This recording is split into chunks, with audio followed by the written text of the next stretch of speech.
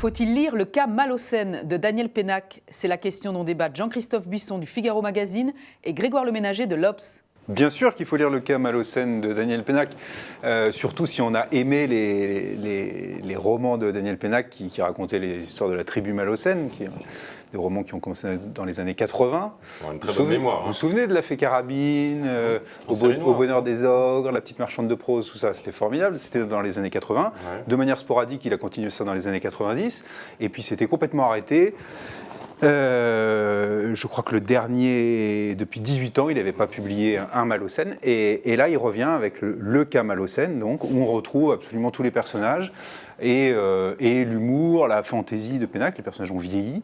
Mais notre mémoire aussi a vieilli, et d'ailleurs lui-même a vieilli, parce qu'il se sent obligé de mettre un index à la fin pour bien rappeler qui est qui. Et c'est vrai que pendant les 100 premières pages, on est complètement perdu, même si on a lu les Malocènes il y a 20-30 ans.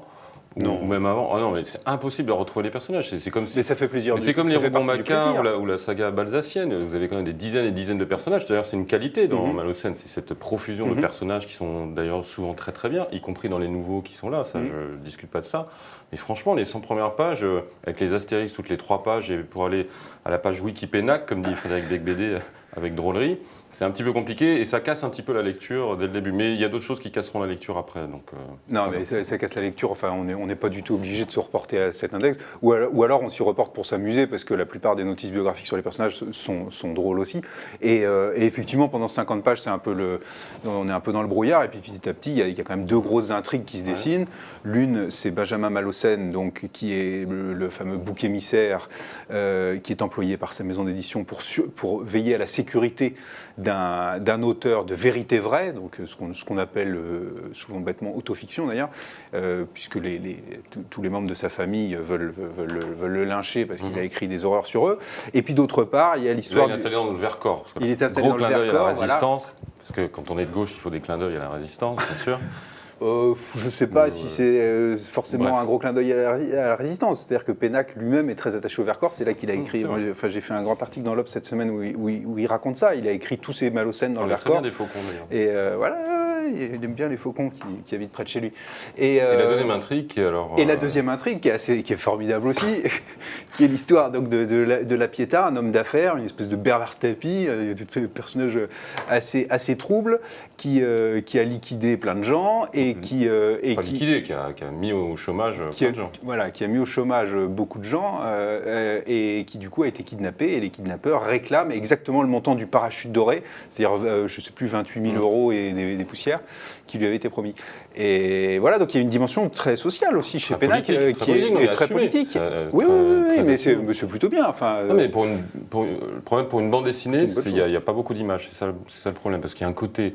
Moi, je trouve dans le style parlé en permanence, c'était bien. Il y a dans les années 70-80 ce nouveau genre, notamment dans les polars. Et Pénac est un très bon auteur de polars. Vous avez cité La Fée Carabine, des choses comme ça, c'était formidable.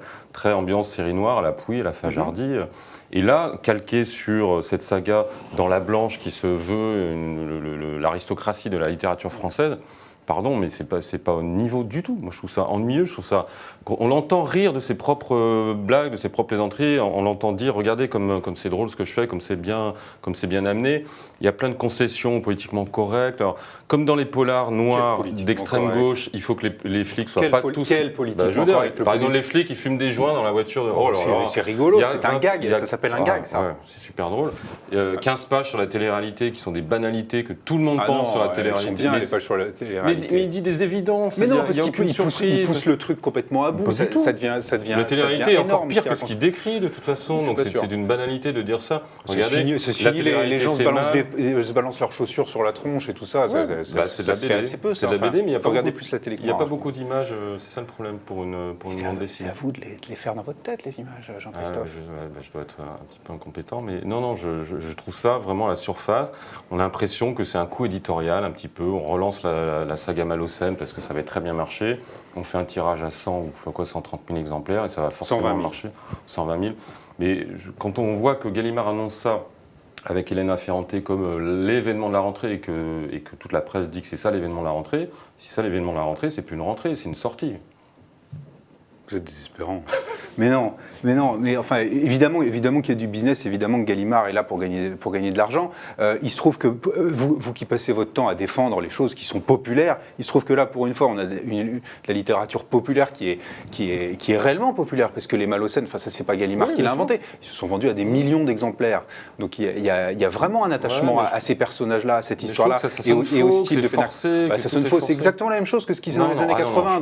Sauf que là, il y a quelque chose en plus qui me semble-t-il donne une profondeur supplémentaire à ce qu'il fait, c'est qu'il y a une sorte de mélancolie qui court dans tout le livre. C'est que le temps il a passé, effectivement, et Pénac, vous dites qu'il rit de ses propres blagues, oui, on sent qu'il se marre en écrivant ça, et tant mieux, oui, mais il y a aussi une vraie tristesse, une vraie inquiétude sur le passage du temps, sur les références culturelles que les jeunes flics ne comprennent plus du tout, et qui sont les siennes, en fait. Et il y a vraiment quelque chose d'émouvant là-dedans, je trouve. Ouais, moi, ce que je trouve pas émouvant, c'est encore une fois les caricatures, c'est-à-dire le personnage absolument terrible, horrible du chef d'entreprise qui a mis tout le monde au chômage, qui est un ignoble personnage. C'est sur le mode du gag.